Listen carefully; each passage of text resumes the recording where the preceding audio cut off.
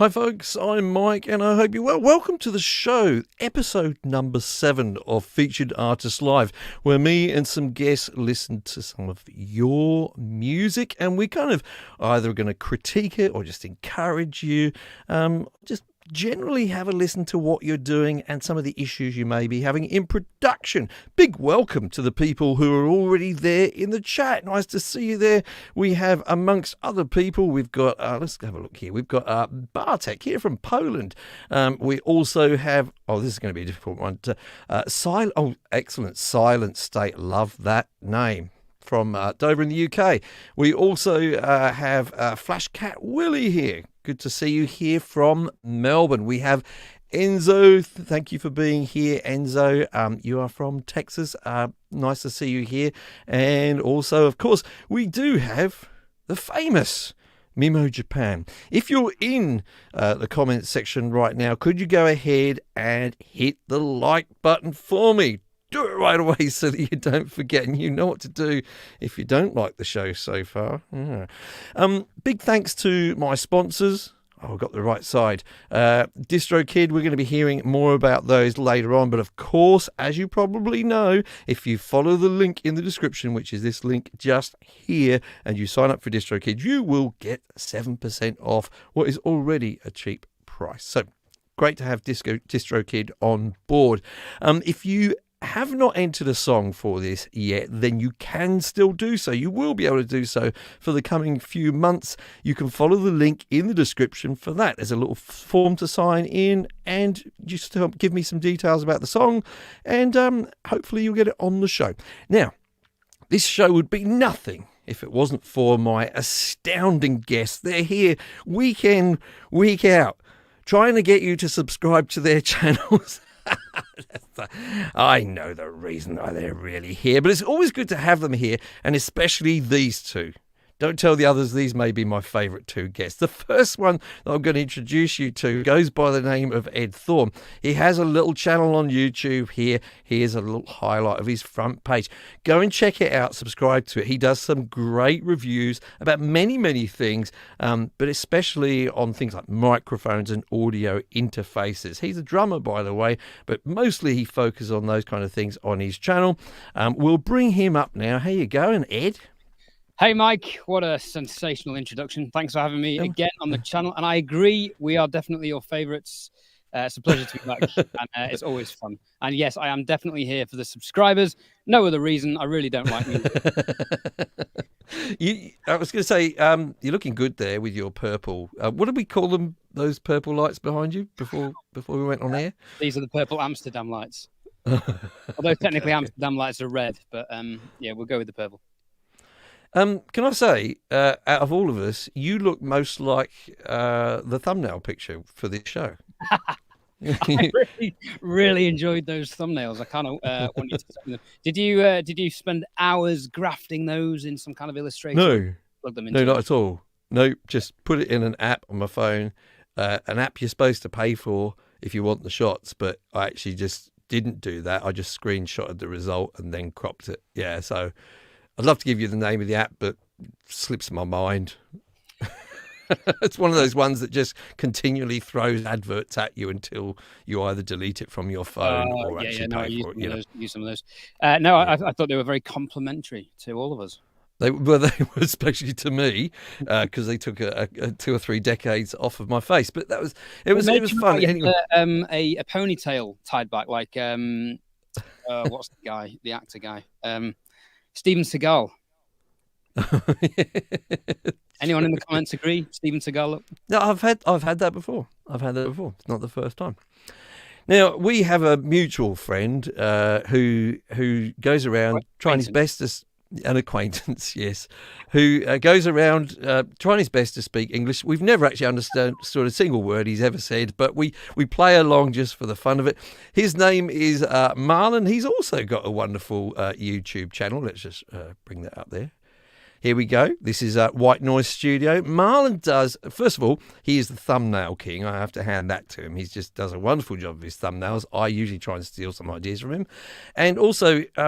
it's not the only thing he does, but he does quite a lot of really good plugin reviews. What I like about it is he finds these plugins that you haven't necessarily heard of, and he finds them and he does some really great up-tempo reviews of those types of things. So here he is, the bearded man himself. Hoi, hoe gaat het met iedereen? Jullie verstaan me toch niet, dus ik ga gewoon lekker de hele stream in het Nederlands praten. Oh, thank you. I was just saying you are a bunch of lovely guys who are always very sweet and nice to me. Can anyone translate that and verify that in the comments? I don't believe him. No, I don't. Somebody will translate it.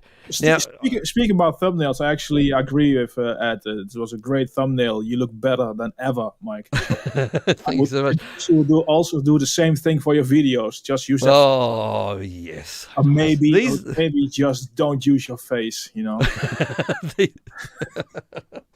I had that coming. These are my mates, ladies and gentlemen. Anyway, what I was going to say about you, I've never thought I'd say this about you, Marlon, but look, take a look at the thumbnail, folks. I wish I'd prepared it just to show up here. Marlon looks quite sort of cute. I'm going to use the word cute. I've never thought. The word girls like when they don't like you, but like they don't like you as a friend. Oh, he's so cute, like my baby brother. So true. Anyway, you guys are here to listen to some music, and we've got some great songs actually tonight. And I'm doing something a little bit different right at the end of the show, which I've never done before. I was compelled to do it, and I had this idea just only a few moments before we came on tonight. We'll get to that a little bit later, but we've got 3 songs lined up. And we've got lots of info about it. I just think it's going to be one of the better shows. I mean, I'm a little bit biased because I actually, of course, picked the 3 songs to be played. But as ever, I'm going to let you guys actually introduce. We'll start off with Marlon, just so we can look a little bit more like our thumbnail, actually. That's better. There we go. Have you ever noticed how small Ed's head is, Marlon? Yeah, he is. Yeah, I know. Well, there he is. But I don't know. I don't think it's that his head is small. It's just his hair is so big. I don't know. I do have when I speak for myself, I do have a very bad head because I have a very big head. What you need, Marlon, is one of these. Oh yeah. No, I rather choose a good-looking one. Anyway, I love stop being. Yes, stop it, boys. Stop it. Ed, it's going to be down to you to introduce the first artist here. We'll pop their name up on the screen. There you go. Which way around is it again? Beige Shelter's the artist, isn't it? Beige Shelter. We did this last week. And I got it right last week. Ladies and gentlemen, the first track up on the Creative Source original music series is Beige Shelter, and this song is called Light Your Way. Lovely. Sounded just like a professional. Now, before we actually do listen to the song, I'm going to give you some information on it. And there's quite a lot here, so concentrate. So it's written by Neil Modi and Adi Aman they're from Toronto in Canada. You knew that was in Canada, didn't you, Ed? And they're members of a five-piece band. This song, Light Your Way, is supposed to be a positive mental health song to encourage people to reach out to their friends. So great cause there. Now, in terms of production, they started off by recording a rehearsal with a phone, using it as a template for tempo and structure. I have suggested that in some of my videos. I don't know if that's where they got the idea from, but I like that idea. They did program some drums in using Cakewalk, so this is predominantly a Cakewalk production. They recorded the guitar, this is electric guitar, I think with a Rode M3. That's an end address condenser microphone. The vocals were recorded with a microphone that I'm not familiar with, an Apex 550 condenser. Either of you heard of that brand, Apex? No. Okay. Well, I do know Apex Twin, but it's something else. Okay. They use a Focusrite 2i4 interface. Now, the bass player did record his part in his own home studio in Cubase and then sent the WAV files to them. So there's a bit of sort of teamwork going on there with some different doors there. They use a virtual piano, Native Instruments Gentleman, which I like as well. It's one I commonly use. Some virtual drums, which was the Abbey Road 60s drums, Native Instruments again. And then the lead guitar was recorded through Native Instruments Guitar Rig. Whew, that's all the gear. Let's have a listen to this song. So here it goes, Light Your Way.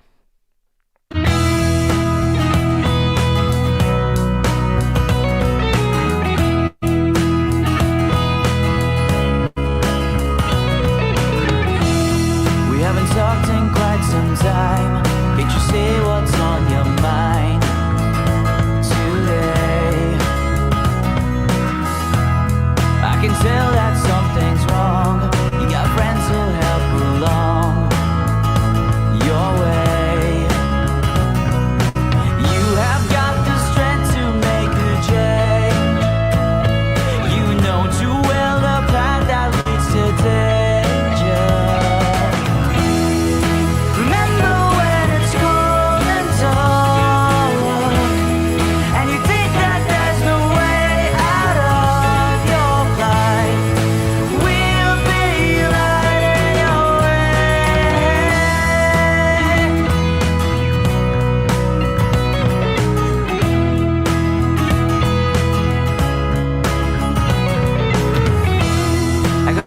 On my heart too. Together we'll make it through the sky. I know you think that you've been wrong, and the world is all to blame for your grief, but believe you have got the strength to carry on the challenges you're ready to take on.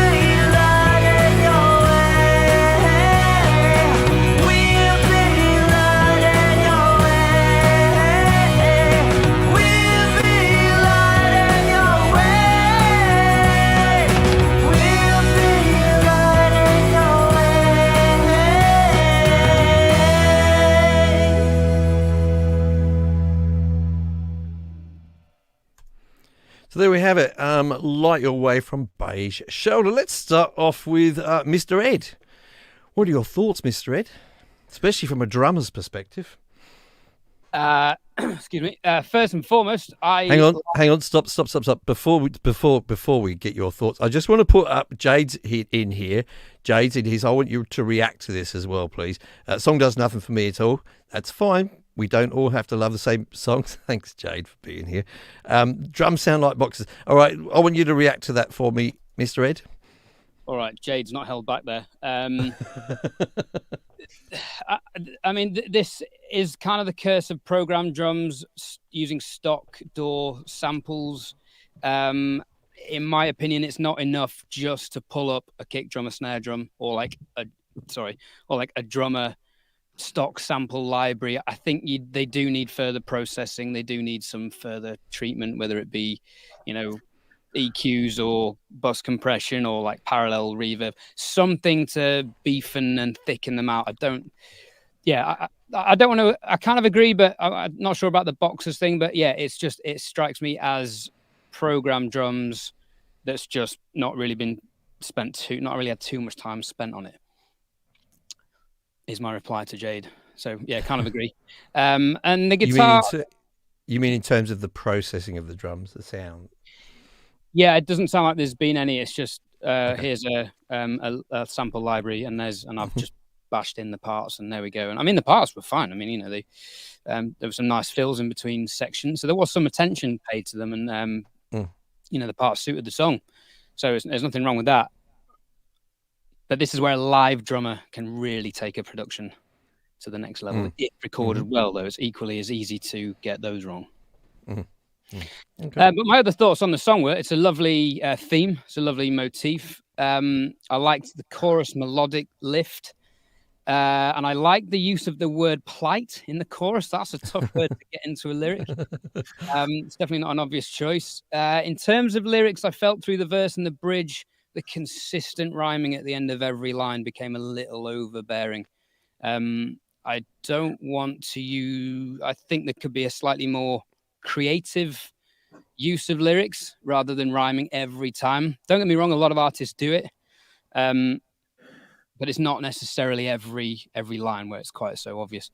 I think I like the call and response in the bridge between the vocals and the chorus. However, I think as a general mix constructive suggestion, I felt the lead guitar sound in those parts could have sounded a little softer, which would have helped those call and response bits work a little better. And also the guitars overall are quite loud in compared to the vocals, which suggests to me that this song has been mixed by a guitarist, which, Mike, I think we mentioned last time, is a bit of a theme in terms of, I think sometimes it's quite easy to spot which instrumentalist has mixed the track.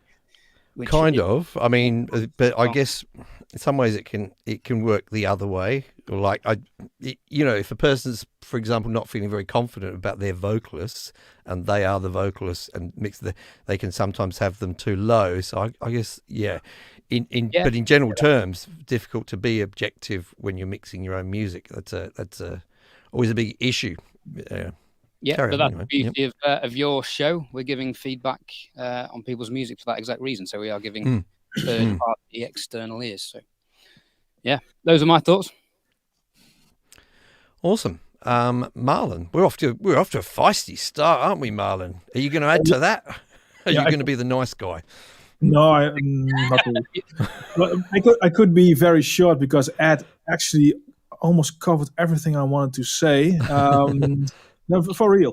I actually wrote it down. I wrote down, I like the vocal performance. I thought it was a good performance. That the song sounded a bit beige. So a bit of middle of the road pop type of thing. And I also pointed out the drums. It sounded really thin to me. I did listen to the song before this stream, and it occurred to me that the rest was actually pretty well mixed, guitars, bass, vocals, but the drums were really thin. They were really thin and actually really small, even mono. I also noticed that it was very attacky, so it didn't have any body to them. So I would suggest to either mix them way more processed with compression, or go the other direction and do something like a modern, more electronic, vibey programmed drums to fill out the drum part, because that was lacking for me. Okay, interesting. Very focused on drums here, which is interesting. We'll get to that in a moment. But obviously, I picked the song to put it on the show. I have a slightly different perspective. I hadn't noticed the sort of what you guys noticed in terms of the tone of the drums, and kind of now that you've pointed it out, I can notice it. But I was kind of a bit more impressed, perhaps, with the drum programming than Ed was. I just thought that there were some subtleties in the fills and things that are sometimes missing. So I'm kind of in agreement with you guys. I think we sort of agree that the drum programming which is an important skill, was actually pretty decent. But there's, I think it's a valuable lesson because I'm very guilty of it, I have to say, especially in terms of addictive drums, which I tend to use out of them, is, I didn't do any actual processing on the drums at all. I just used the stock sound. Well, you don't have to use processing, right? It's not you program drums, so you have to do processing. It has to fit a song. Exactly. In this case, it needed compression, EQs. It need more body to it to contrast with the more sustained sounds of the bass and the guitar. That's the issue in this song, mainly mixing wise. Okay, I still think a fair effort there. I enjoyed the song, kind of Brit poppy-ish sort of sound to it, which I always kind of like. I've not grown tired of that. But yeah, good stuff. I want to say hi to the great Pete Johns, who is down there in the chat. Pete. G'day, Pete. And we mentioned Jade earlier. I'm just going to ask them live on air now. Would you folks like to be my two guests on next week's show? Jade and Pete. Haven't had you on the show together? That would be nice, wouldn't it? Let me know in the comments. And don't you dare say no. Don't you dare say no. Pete has a similar show which he's just come from, and he's brought some of his audience members with him, and legend has it that his show came before mine, and I may or may not have stolen the idea from him, but yeah, nice.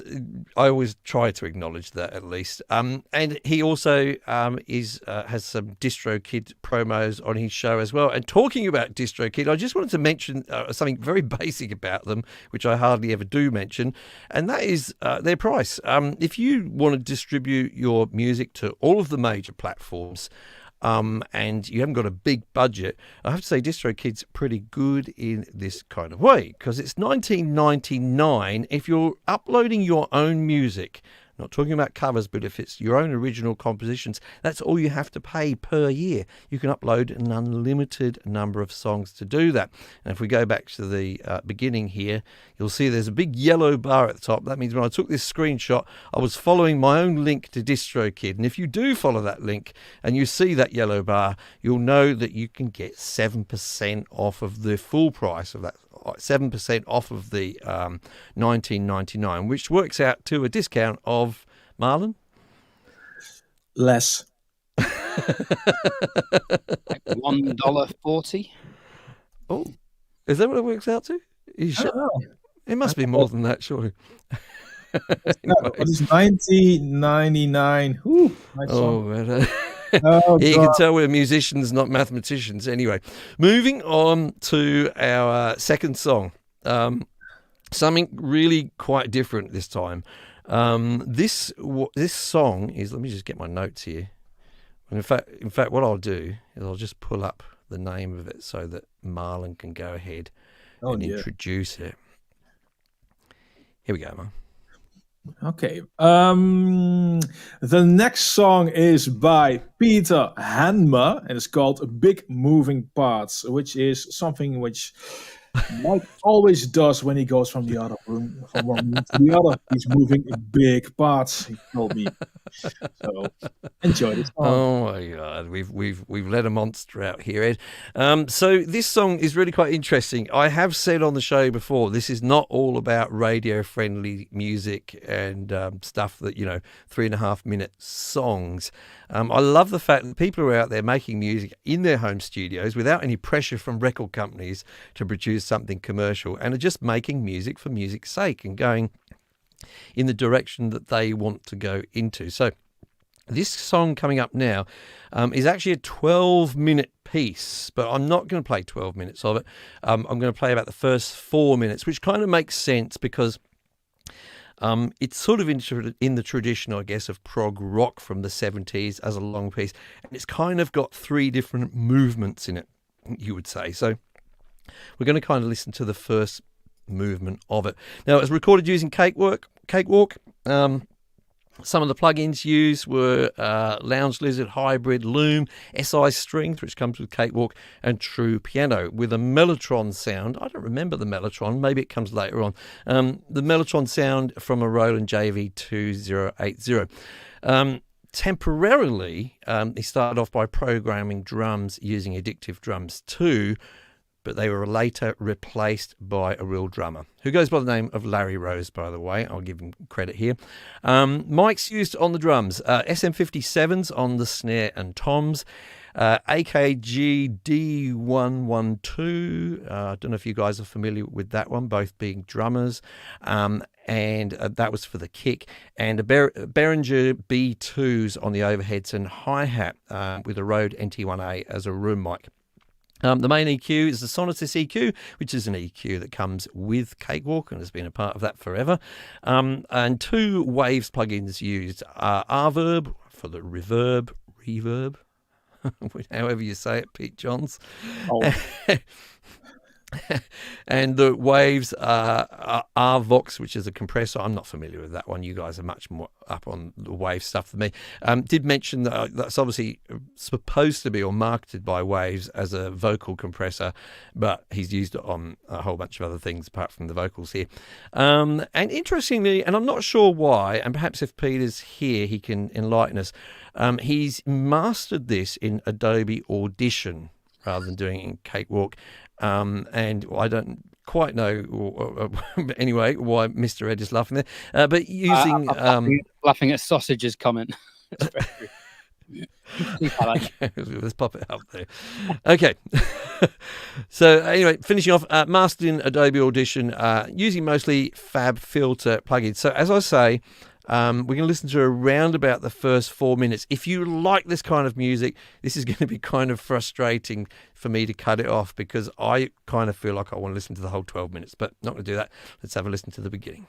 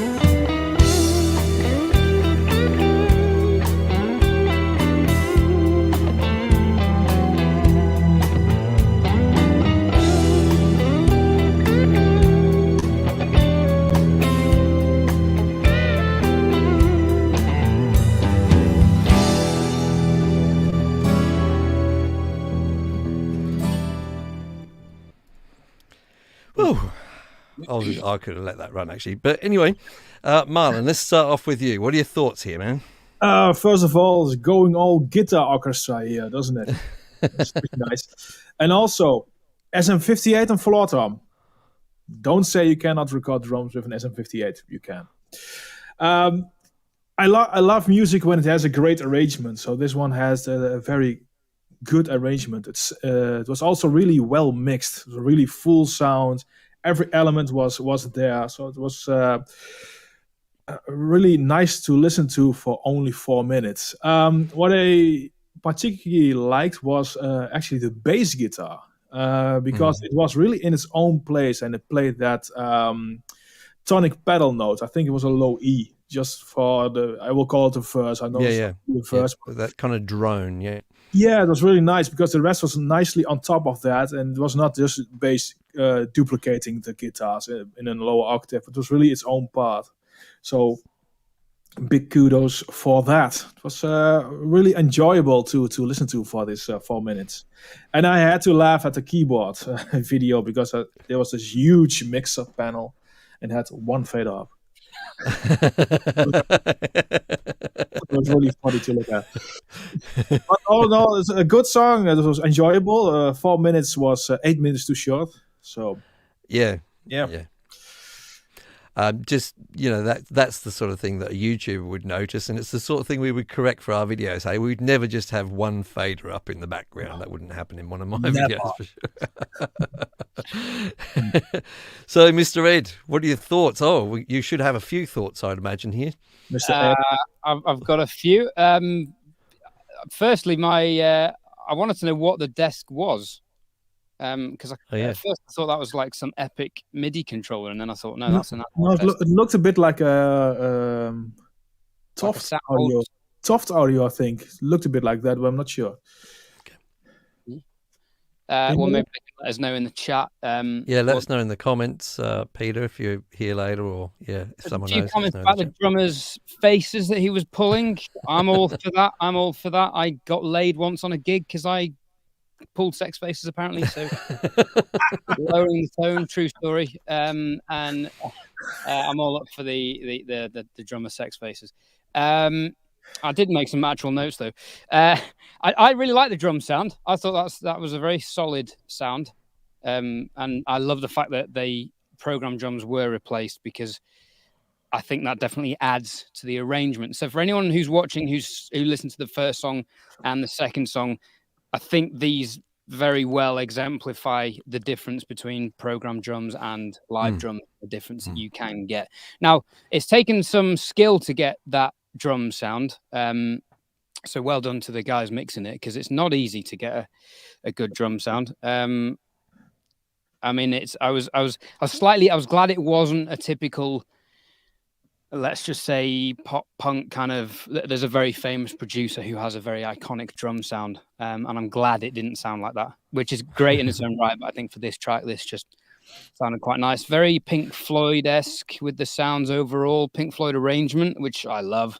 Spy movie-esque as well. Someone commented that was really good, and same with Marlon. As a result, I wanted to listen to the other 8 minutes, so I'm definitely going to go and do that after the show.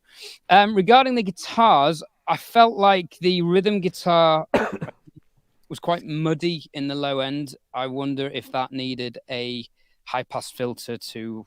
I would usually go 100 just to keep the guitars out of the way of the bass, and also maybe I was thinking whether it needed a dynamic EQ on it, but the sound's quite consistent, so I don't think that would help. But some more top end. Now, I don't know if that's been EQ'd out or whether it's just been recorded without loads of top end, whether that is a pickup selection choice or not. Now, in contrast to that, when the lead guitars come in, they've got a bit more of a top end and have a really lovely focused sound, which cuts out the mix, but also sits in the mix quite well. Some people will hate me for this, but I was kind of getting Noel Gallagher guitar tones out of this. Love or hate Noel Gallagher, his lead guitar sound is pretty good, I think. So I was hearing similarities there, which was a good thing. But in terms of the rhythm guitars, I think maybe it would have more juicy crunch if there was some more top end, even if it's just 2-3K. Doesn't have to go all the way up to 10, but something there to give it more presence. And I made more notes, which was, the harmonized guitar parts, Thin Lizzy style. I love that. Well, there were I'm gonna three have to. guitars. There were three guitars. Let's say. There was. Let's say Queen. I very much. I do always think of Thin Lizzy myself when I think of harmonized guitars. I just think, and it was. As Marlon says, of course, lots of people have used it, and Brian May famously does use it a lot. But there's something about maybe the harmonies that we use were kind of Thin Lizzy there. But anyway, look, my comments on it are, first of all, like, I'm all about practicality, so it's great to use a live drummer, of course, but I know for many of you watching, it's just kind of out of the question. Either you don't know someone, or you don't have the budget, or you don't have the space, and all of those things. So, like anything, if you're going to do it virtually, I think it's incumbent upon you to learn as much about that instrument that you're mimicking as possible. It's not enough just to get a plug in and hope it'll do it for you. And I could very well recommend that you follow the link in the description and watch what this drummer is doing over and over and over again, just to get an idea of the subtleties that are involved in a drum part that obviously happen organically, but they're what makes real drums just so wonderful to listen to. And for me, with the greatest respect to Peter, because I did love that, I love harmonized guitars. But the drum part in this for me was the bigger part of it. I just loved the drums in this very, very much. It's one of the bigger reasons why I included it on the show. But I will say as well, in terms of Marlon touched upon the arrangement, and the mix was really, really good. I'm not sure if I agree with that or not on what he was saying about the EQ with the guitar, but we're all different in the way we approach that. But I wanted to sort of talk about the composition a little bit here, because it just was representative of something that I personally feel is important to keep in mind, because many of you may not be the greatest of instrumentalists, and you may, watch. I mean, I was watching a guitar piece earlier on. A friend was playing by John Mayer. It was just typically incredibly difficult to play, and you could think to yourself, oh, I don't want to put my music out there because I'm not as good on my instrument as some of these really clever virtuoso type players out there. Everything in this piece of music you just listened to was not incredibly difficult to play on the guitar, but it was wonderful to listen to. And there's a little sort of lesson in there that composition, the ability to write melodies and then do arrangements and then add things like harmonies is within all of your grasp. And so don't be deterred if you're thinking, oh, I'm not the greatest drummer or guitarist or bass player, whatever it is. You can make really amazing, relatively simple music. There you go. That's my little inspirational talk. I would totally agree. Melody over complexity any time of day. Oh, yeah. Kurt Cobain got this right. I mean, listen to the solo in Smells Like Teen Spirit. It's not complicated, but it's iconic. Again, back to Oasis. Nothing complicated about it. Iconic, catchy, brilliant stuff. And I'd sort of counter it as well. I'd say there's obviously a place for more technical music as well, and that can be equally like inspiring to listen to, but you don't have to. Now, talking about technicalities and talking about complexities, I'm going to get all stats on you now, because something I've never talked about is the fact that if you do release your music through DistroKid, you can keep a good old track on it. Look at Marlon there. He's cringed at the segue. I love it. I only just think of these on the spur of the moment, It takes a little bit of talent. But anyway, you can track all kinds of things when you've got your songs on DistroKid, and you see some of the stats here. Look at them flying by. Don't they look impressive? You can find out which countries. Look, mostly people in the US are listening to my music there. You can find out which songs in your catalogue are the most popular, which ones are getting the most listens, all that good stuff. That could help you about decisions you're making about what kind of things to release in the future, what have you. So just one of the benefits that you get when you do sign up for DistroKid. So moving on, it's going quick today, guys. You're not waffling as much as you normally do. You've only got good things to say mostly. It's impressive. We're going to listen to... I'm going to introduce this one. I can pronounce this. Brad Peterson, A Friend Like You. This is a very interesting song for me. I chose it because, well, I just think, I won't say why I chose it. Actually, let's go into what it's all about. So it was recorded in Cakewalk again. Oh, sorry. I'm looking at the wrong track. Luckily, it was recorded in Cakewalk again. And it was recorded by Brad in his garden shed. Okay, so he's got a little garden shed. Now, when you think of a garden shed, I don't know what you guys think of. Mine's a sort of aluminium thing, which I've got a lawnmower in. I'll just show you Brad's garden shed. It's not really a garden shed, is it? That's not a shed. Yeah, you've built a studio in your garden, but I think the soundproofing might be more effective if the drums are inside. Well, the first bit of critique, Brad. This could get rough. Pro tip: subscribe to my channel for more such professional tips. He's going for that open sound. Don't you get it? Oh, good. Now, in terms of the gear that he's using, he uses an old 90s Audio-Technica microphone, AT4033. Goes through a Universal Audio 6176 channel strip. That's a nice bit of gear there.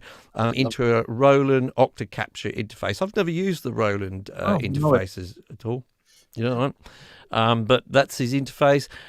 He's used addictive drums for the drums. It's interesting because he obviously had a drum kit in just outside of his shed there. Maybe the recording is so bad outside he's forced to use addictive drums when he's in his studio. So anyway, he uses Trillion for bass. I don't know if you guys are familiar with Trillion. Sort of a bit of a classic bass plugin. Really, really good bass sounds in there. And Keyscape for keys. Uses mostly Waves and Isotope plugins. Big fan of sidechain compression, uses that a lot. And his secret weapon is the Track Spacer plugin. Have you guys used Track Spacer at all? Not heard of that one? I've never used it. Yeah, I've never used it, but it's one of these ones which is like you can put it on one track, sidechain it with another. It'll analyze and carve out EQ spaces accordingly from the track. So that's his secret weapon. The biggest problem he has is that he has a day job. So he's fitting all of this in his spare time. And also he gets a lot of buzz and hum from power lines that go close to the shed. Anyway. So let's have a listen to the song. As I say, it's called A Friend Like You from Brad Peterson.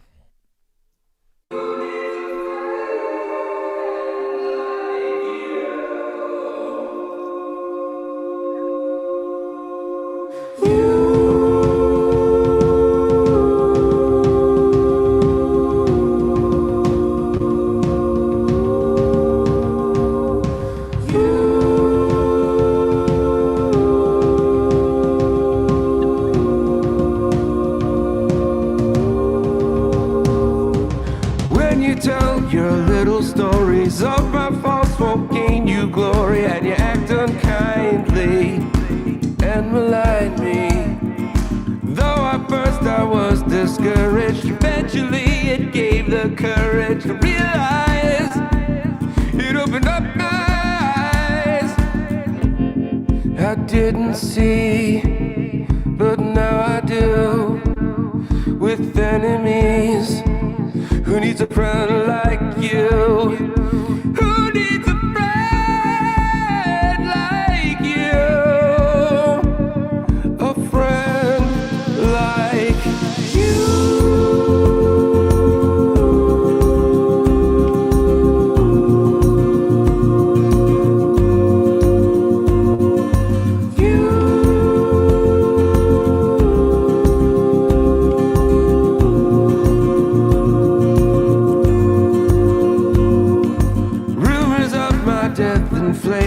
dramatized and overstated, spread about parts of the town.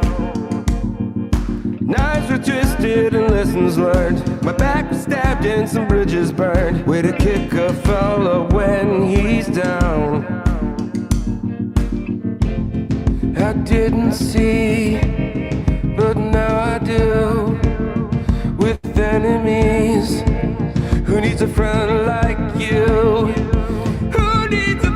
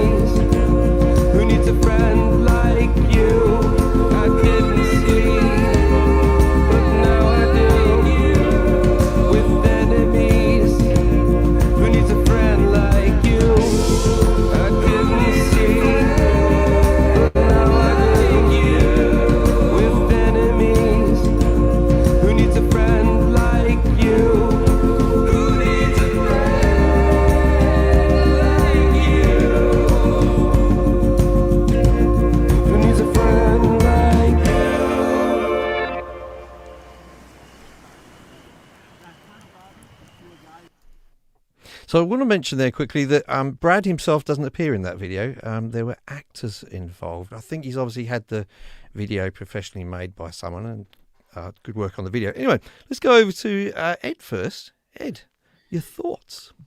I love the video. They sitting on top of the chair instantly caught my attention. That was brave. Did you get reading the book while she was driving? I was like, oh, you shouldn't be reading while you're driving.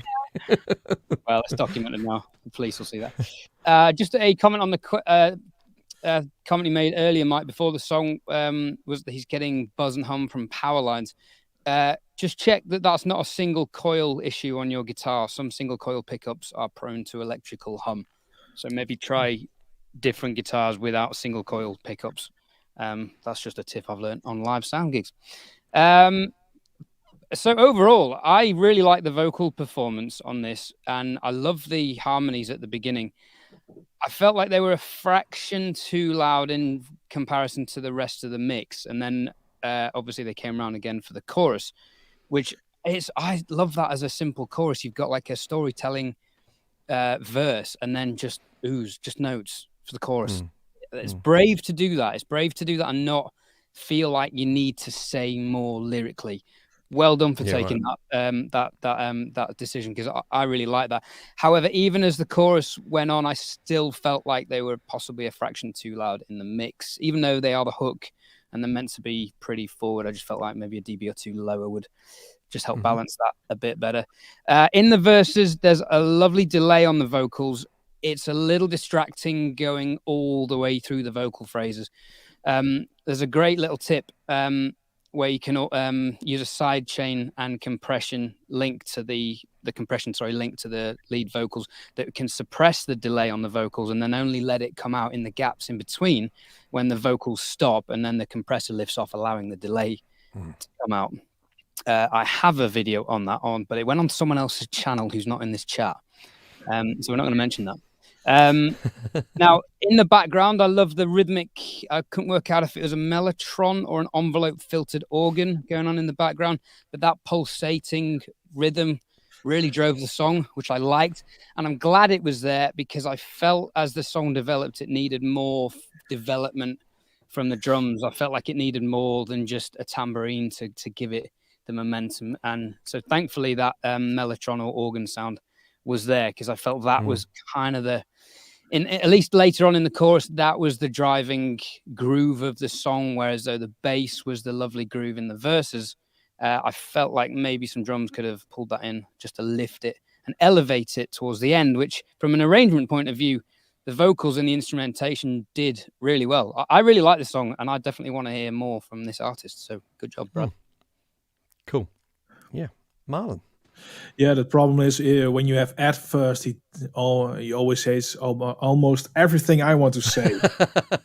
I'll say that's why I'm here. Yeah, I just have to say there was a lot of ukulele in the video for what's a song which didn't have any ukulele in it. Well, I was too busy making notes and not watching the video. But yeah, good. Yeah. I agree with Ed on most parts. I really liked the vocal. I got a real Chris Rea vibe from the vocal. Oh, really? Wow. There's the same rasp and the same tonality, although it did sound like Brad and not like Chris, but it has the same vibe going for it. And because of that vibe, or because he has that vocal, he really has a nice, authentic voice. I would put up his voice more in front in the mix. That also has to do with that delay everyone mentions. It's way too loud. I would even... the song could really be even better without that delay. Maybe just a little reverb, a very small tap-like delay instead of this one, which filled the entire spectrum. It's really not needed. So maybe that has something to do with how insecure, how confident Brad is with his own voice. But it doesn't need that. The voice is great. Put it up front. It really can carry the entire song. Yeah, man. Also, with the build-up towards the end, it needed a bit more. Ed already pointed out with drums or something like that. Maybe pull down a bit before that would also help. What else did I think? yeah, the chorus is really nice. You just used the U's with harmonies instead of going full chorus, and also that was pulled back a bit down in intensity, which was really nice and interesting and kept me engaged for the entire song. So overall, it's a really, really good song. Yeah, I agree with you there. Not much for me to add. There were obviously comparisons with Bono in there, and this is terrible because I can't remember his name. Chris from Coldplay. What's his name? Chris Martin. Chris Martin, yeah. There's a little bit similar in that, in the sense of Chris Martin sometimes sounds like he's got a little bit of a cold going on while he's singing, and it was just a little bit of that. Or was it maybe because Brad sometimes sings a little sharp on the sharp side? Not sure about Martin can be off tune. Off tune. Yeah, it's true though. Some of the great singers can be a little pitchy. Him and Brandon Flowers are unbelievable, but they're so unique in that regard. Not quite pitching right, but somehow it works. Yeah, somehow it works. Exactly. With who everyone loves, and this is controversial, is Alicia Keys. Oh, really? I haven't noticed that with her. Yeah, she's on my overrated, which is great. Okay, I'm sure Alicia will be devastated to hear that. You should watch her Tiny Desk concert she did. So good. Is it good? I love that Tiny Desk stuff. Eh? So good. Yeah. I love getting proved wrong. For me, I love this song a lot.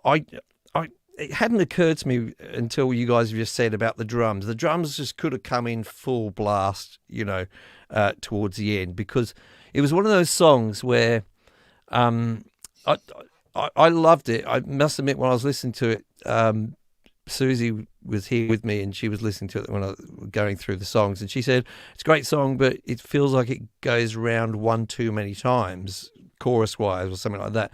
And I think that would be alleviated by that change in arrangement towards the end, where everything could just get a lot bigger. But it's a sort of a small criticism anyway. But yeah, not enough ukulele in that song, as you say, compared to the video. But we're going to get back to Brad in a moment. But we are going to sort of wind down the show. I just want to say thanks to the people who've taken part in the chat. Always great to see you here. Nice to see all the regulars. Great input. And I know, particularly with the first song, I want to be clear here. This is not about us just getting on here and playing songs and saying how great they are. There's a purpose to this show. So I certainly hope that the artists are able to take constructive criticism on the chin. If you don't get it from us, then you can get a lot harsher from other people, I can assure you. So, do remember that when you're submitting your songs, I don't believe I'm going to have anyone on the show who's going to be cruel or unpleasant, but we are here to look at ways that songs could be improved, even when they're really great songs. We may just say, hey, this or that could be improved. Now, I'm going to do something a bit different to finish off, like I say, but before I do that, I just want to give a couple of last words to my guests here. Ed Thorne, anything you'd like to finish up on tonight? Any thoughts that have occurred to you?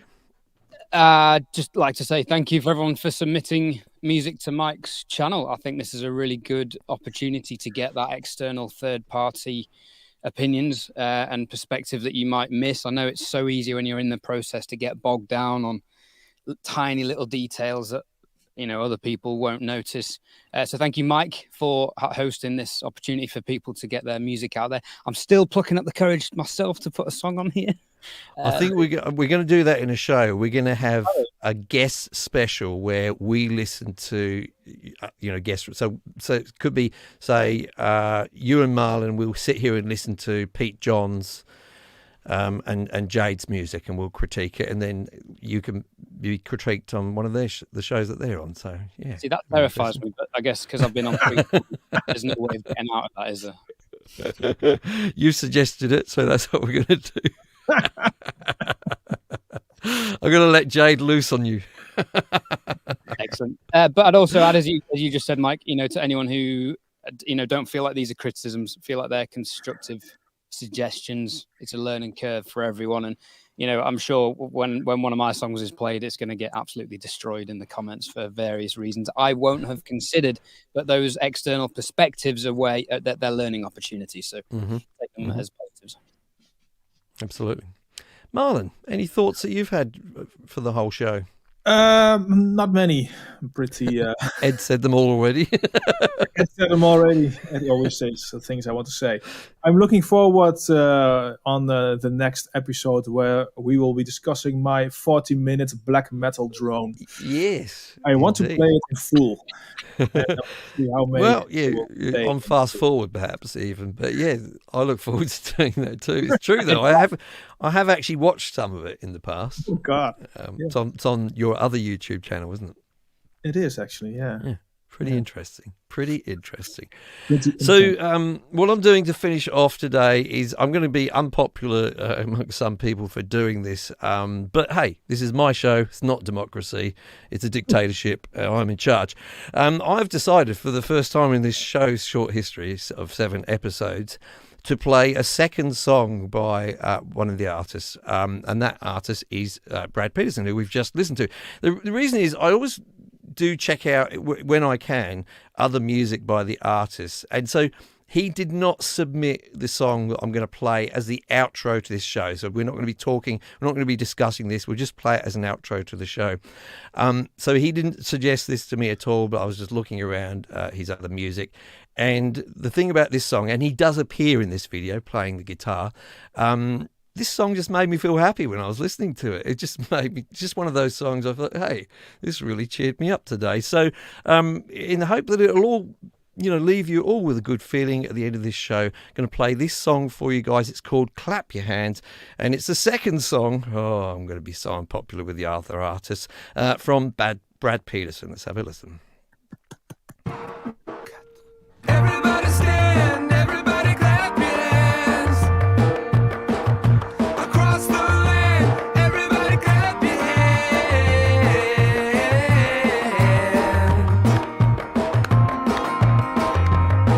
Won't you clap your hands? My happy stands, we all got up to dance. We took the chance, we all got up to dance.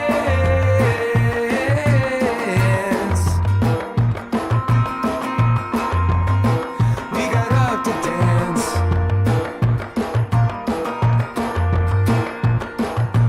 Oh, won't you clap your hands?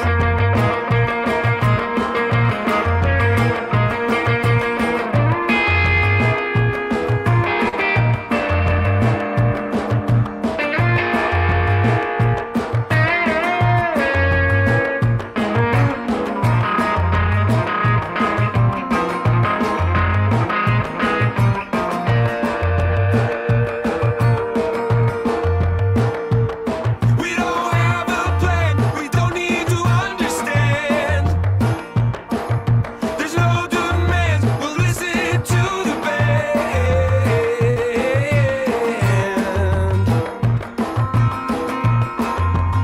The backbeat is grand.